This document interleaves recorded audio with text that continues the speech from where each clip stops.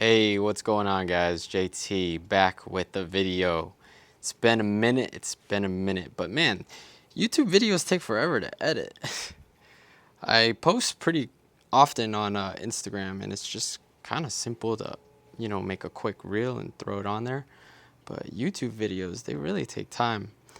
But I got a cool video in store for you guys today. I wanted to walk you guys through a little tour of my sump. I am pretty satisfied with how it came out. I've been kind of tweaking it a little bit here and there, and I'd like to say I'm pretty much complete. There are a few more small projects that are kind of on the way, but I think it's at the point where I'd like to show you guys what I have. Some projects on the way that I'm going to be making videos for. I have a project with top lids. They're currently designing a lid for me right now, so really excited about that. Happy to be working with them. I purchased a CO2 scrubber from Fish of Hex, and I battle some really low pH, you can see. So we're going to be installing that, and hopefully that helps out with my pH, because it's really, I feel like it's inhibiting my coral growth. It just feels like they're stagnant, I don't really see much growth. So hopefully I can get it at least above 8, and I'll be happy there. And then other than that, I have a UV sterilizer that I'm currently installing. This bad boy seemed to have died out on me. It's from Jabao. Lasted like 5 months, but whatever. We're on to better things. So I got an Aqua UV unit, and it just got mounted today. I'm just waiting on some plumbing pieces from BRS to come in, and then we'll finish the job. But yeah, back to the point of the video. I wanted to show you guys the sump, what I have so far. Also kind of go through this controller cabinet with you guys. And yeah, we'll dive right into it. Right off the bat, we have the Salty JT sign. This is from Orient Neon. I just kind of sent them like a little sketch of what I was hoping for, and they took care of the rest. It was quite simple, really easy process. It took like maybe 2-3 weeks, so pretty fast turnaround time. If you guys make content, or just interested in having your own sign, definitely reach out to them. I like their quality, and their communication's on point. So yeah, I was happy with the business transaction. Off to the right, I recently picked up a CO2 monitor, because I have a feeling that's one of the factors of my low pH. And I just have a lot of people in the house, so there's been times where this CO2 has actually hit like 1200. So yeah, I started venting out my room. I have like a little small ventilator that pulls air out now, and then I ran outside air to my skimmer line, and that seemed to have helped a little, but maybe like by 0.1, and it's kind of inconsistent depending on who's home. So yeah, there's that. Moving to the left, I have Reef Octo skimmer controller. I recently upgraded my skimmer, which I'll show you guys in a second, but it came with a controller, so really hyped about that. It looks sick. Don't really use it though. I have it set to max, which I'm not too sure. I know there's a lot of fine tuning when it comes to skimmers. Like it's kind of like an engine. You can run lean, you can run rich, too much air, too little air, too high of a water level, too low, not enough nutrients, things like that. So I'm sure I could dial it in, but honestly, the skim it's producing right now, I'm really happy with. So I'm just gonna leave it as is. And moving down, I have my Apex brain, which controls all of my Apex or my Neptune gear. Actually, let me take off my orange lens. There you go, much better. Sorry about that. So yeah, the Apex brain that controls these 4 units down here. I have a InkBird with 2 temperature probes connected to 2 heaters. It's going to be 300-watt titanium heaters from BulkReefSupply. I heard a lot of bad things about InkBird, but honestly, I have not ran into any issues with them, knock on wood. So yeah, really happy with their products so far. Haven't had any complaints. Moving on, I have my 2 return pump controllers.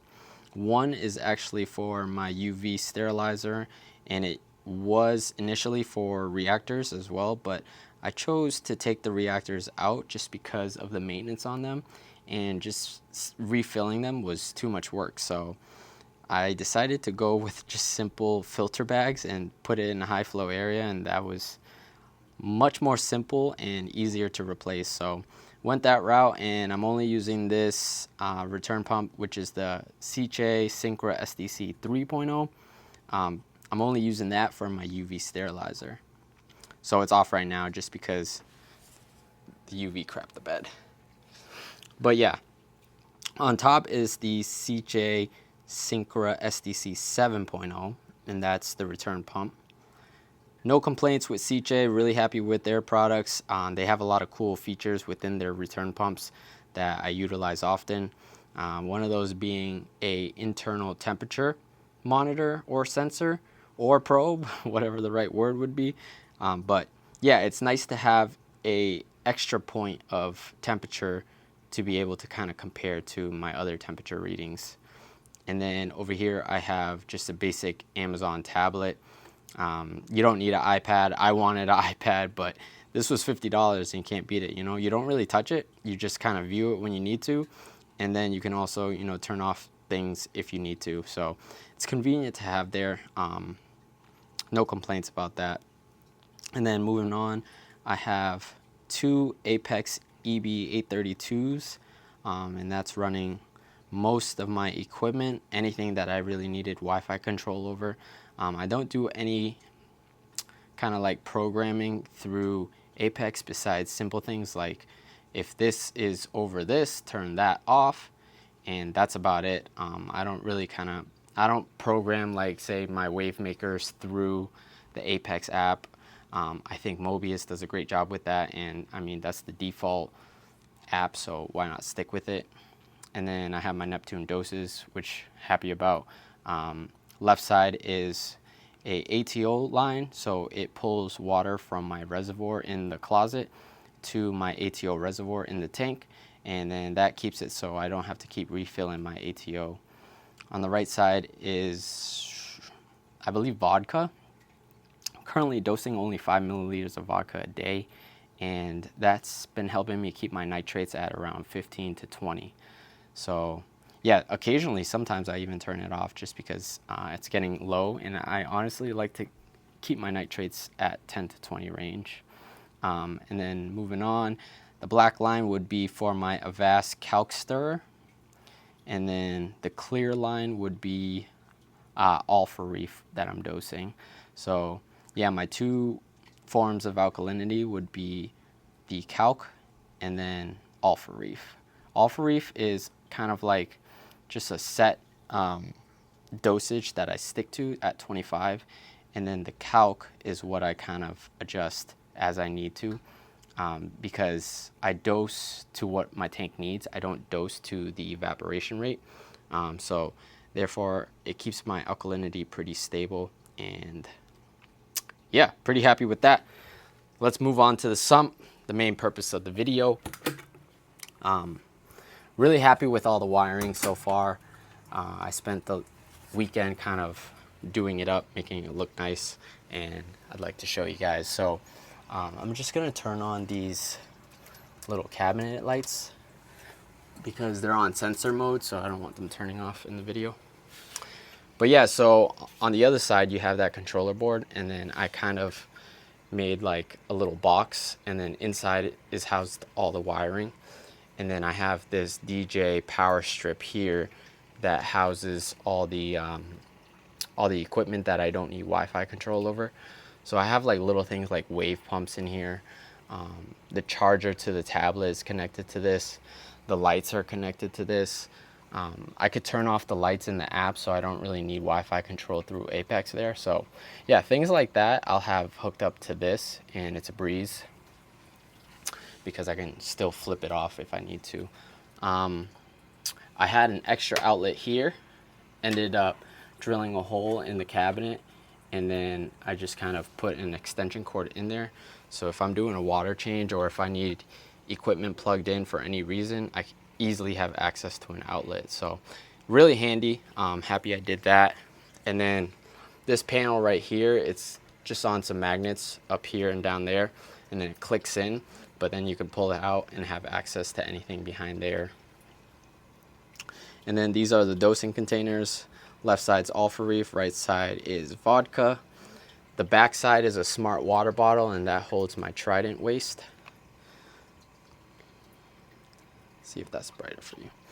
And then this is the Trident right here that I'm running. I 3D printed a little mount for it so it can kind of sit as is. And then here is my 10-gallon ATO reservoir from Bashsea. I'm really happy with their quality. You can see I run their sump as well. Yeah, I have no complaints with their quality, very happy with it.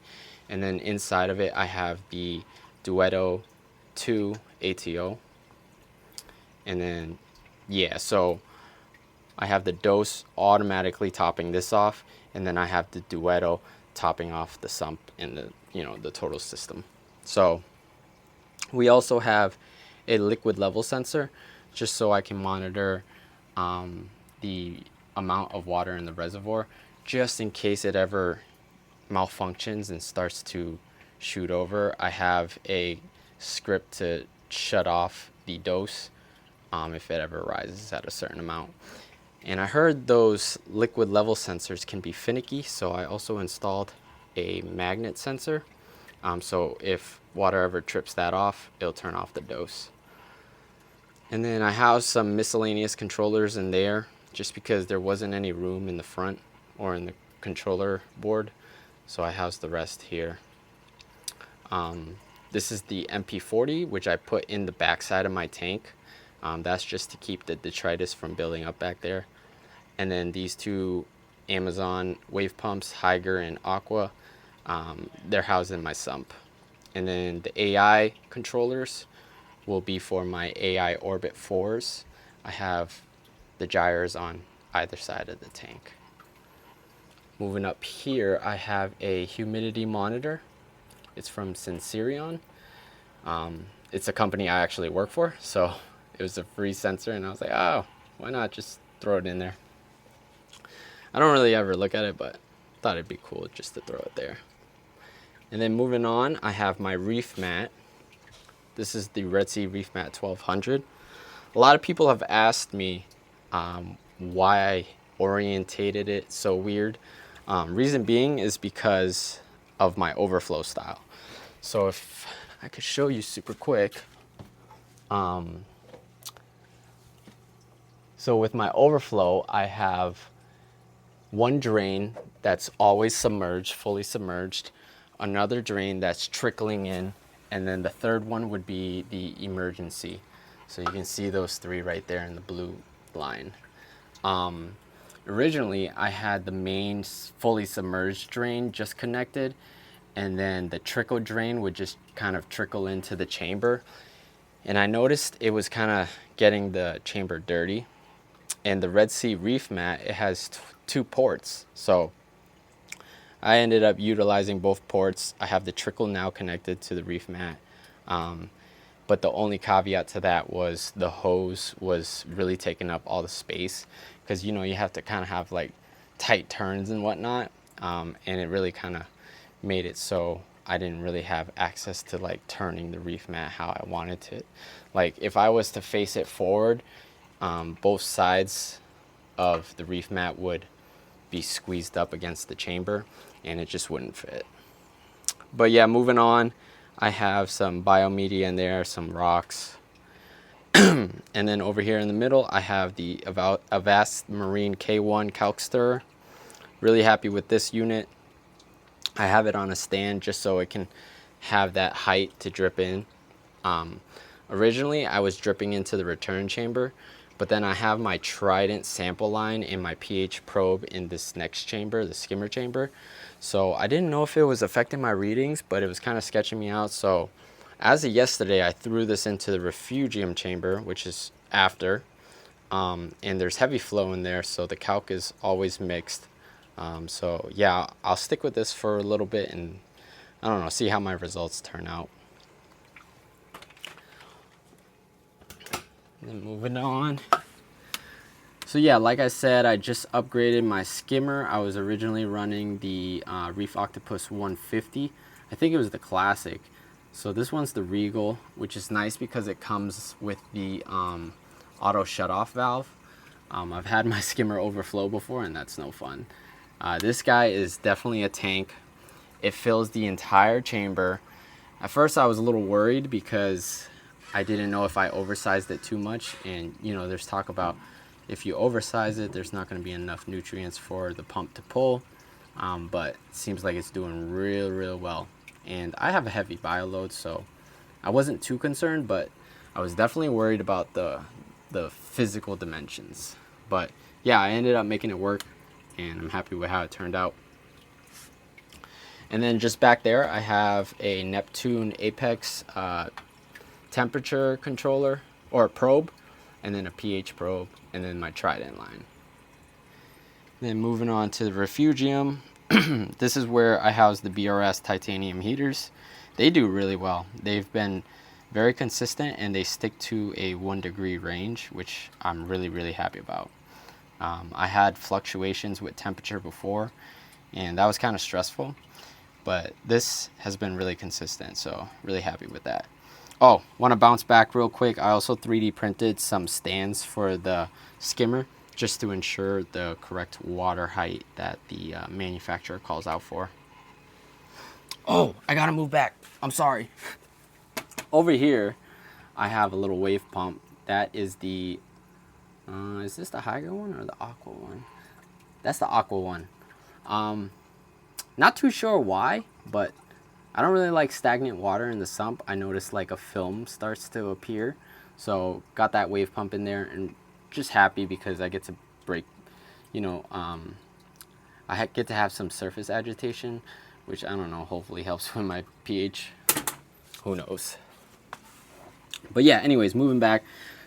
I seen the wave pump in the back, so it reminded me of the first chamber. But yeah, I have the Hygger wave pump right there, and that's doing really well. Moving the Kato, tumbling it. And then that's paired with the Tunze Refugium light. The only thing is, I noticed my Kato doesn't really grow. You can see the size it is right now. It's been like that for 5 months. So, started dosing this Kato Grow from Brightwell. It's been about a week now. So, I'm excited to see if my Kato will start growing soon. But yeah, stay tuned for that. We'll see. I have some live rock in there and also a urchin in there. And that's about it. Moving on up here, I have the Enaly, I believe it's the 200 model, and that's Ozone. And then so it's connected to my Skimmer Venturi, and then connected to an air dryer, and then that pulls air from outside. I run it like 3 hours a night at a very little ozone setting. Like, I think it's like 50 milligrams per hour, and I'm only running it for 3 hours a night, so it's not too much that I'm dosing into the tank, but it keeps the water really clear, so I'm happy with the results. And then I 3D printed a little stand, and yeah, that's about it. I have my Sicce 3.0 out right now because the UV is not yet plumbed in, but there's the UV right there. And then I have in there, it's pretty dark in there, but I have the Sicce 7.0 running the return line with a check valve. And then also the Duetto ETO sensor in there. So yeah, that sums up the sump for me. I hope you guys like it because I worked pretty hard on this, and I'm pretty happy with the results. It looks a little chaotic, but hey, if you know, you know, right? All of these things I feel like are pretty necessary. I mean, you can get away with reefing with very little things. You don't need a Trident, you don't need a Reefmat, you don't need a Kalk stir, but I don't know, in today's hobby, in today's world, with all the automation and the technology we have, why not, right? Why not? And then another project I have going right now is the Reef Moonshine sticker bomb wall. I'm not currently on the Reef Moonshine method, but I'd like to get back to it as soon as my tank stabilizes a little bit more. The nutrients are, I wouldn't say they fluctuate a lot, but they're not where I wanted them to be yet. So I'm going to hold off on the moonshine and just continue doing water changes. I noticed my corals are really happy after the water changes, so I'm going to stick to it for at least a year. And then right here, I have mapped out for a Reef dose 4. And then that can dose my dailies for the moonshine. But yeah, that sums up the Sump tour. If you guys have any questions or want links to any of the equipment I ran or anything for that matter, please feel free to let me know in the comments and I'll send you guys some links. But yeah, that's basically it for the video. Hope you guys enjoyed. I definitely have some videos planned out for the future. I currently am filming the install for the Aqua UV, so stay on the lookout for that. And yeah, that's about it. Oh, and I got some new lights. Wanted to show you guys. Let me throw it back on real quick. I know this video is long, it's like 20 minutes already, but whatever. Everyone's making long videos now. But yeah, I got the ReefBreeders Meridian 63 bundle. So this is 63 inches long and it comes with the edge bars, and really happy with the color quality. It just feels like the LEDs provide such a sharper image to the tank. I can notice it. I'm not sure if it displays well on camera, but yeah, I'm really happy with these lights, and they're ultra quiet. Really sleek, just overall a great product. And it's really cool because the front bars I'm actually only running at 25%, and then the back bars I'm running at 75%. Reason being is because all my acros are in the back, and then all the LPS, or a majority of them, are towards the front. So that way I get to cater to both kinds of corals. But yeah, hopefully these SPS start growing for me. It's looking pretty good, right? That's a Bill Murray I just got from Pieces of the Ocean. This is a Pieces of the Ocean special. It's from one of their catalogs. I think it's called Pinkalicious, and it's like a tabling acro. And then I have like some other miscellaneous pieces here. I also picked up some torches recently.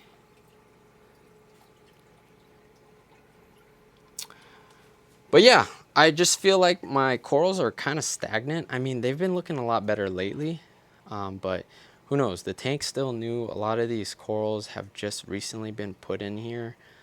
So I guess I'll just give it a year and, I don't know, see how it looks then.